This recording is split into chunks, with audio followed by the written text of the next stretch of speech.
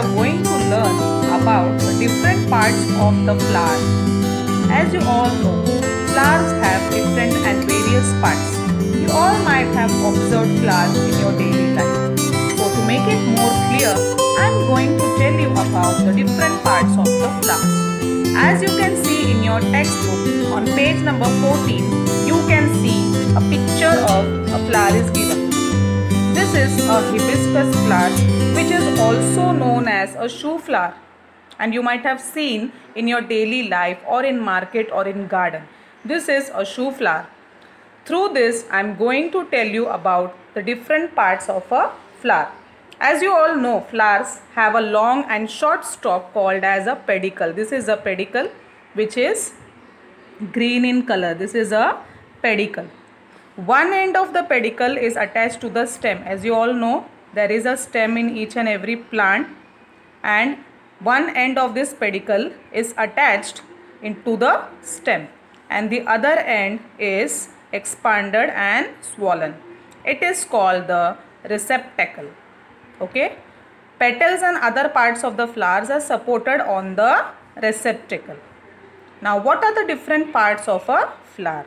The different parts of a flower are calyx, corolla, androecium and gynoecium. These are the different parts of a flower. Now, let's learn about these parts. First one is the calyx. What is a calyx? In the bud condition, the petals are covered by leaf-like parts called sepals, which are green in color. As you can observe over here, see the green-like part in the flower. Yes, this is made up of a green color and the petals are covered by leaf-like parts called the sepals, and this is green in color and they form the calyx. Okay, this green-like part is called the calyx. Now next one is the corolla. What is a corolla? Corolla is made up of colorful parts called petals. The colorful part, this is the colorful part, this is called the corolla. And you have to observe the shape, color and the smell of the corolla of the different flowers like rose, chrysanthemum, hibiscus, mogra, kanher, tugger or various other flowers which you can see. So the corolla of different plants, of different flowers are very different. You have to observe that. Okay. Now the next one is androecium. This is the male reproductive part of the flower. This is very important. Androecium is the male reproductive part of the flower. It consists of stamens. Each stamen is made up of another and anther and filament.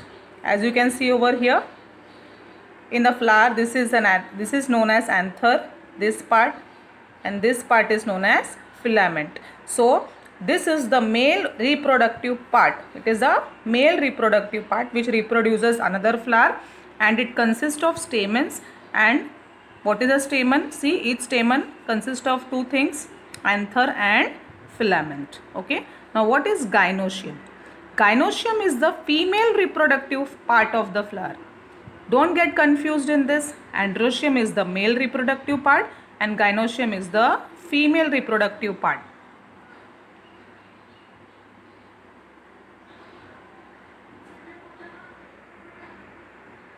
Yes. Then this is made up of carpels. What is a carpel now?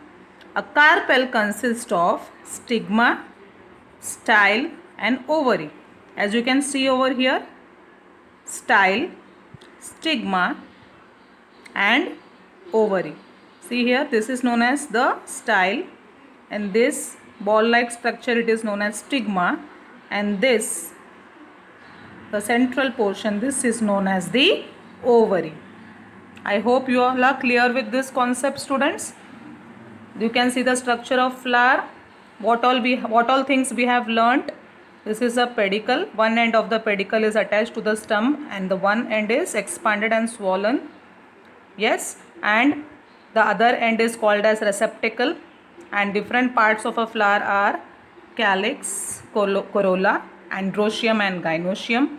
Calyx, it is a bud-like condition and they are green in color. As you can see, corolla is the colorful part, androecium is the male reproductive part which consists of anther and filament. These are the parts of the androecium, and gynoecium is the female reproductive part of the flower, and it is made up of carpels, and carpel consists of stigma, style and ovary. So you all have to go through again in your textbook so that you can remember it easily. Thank you, students.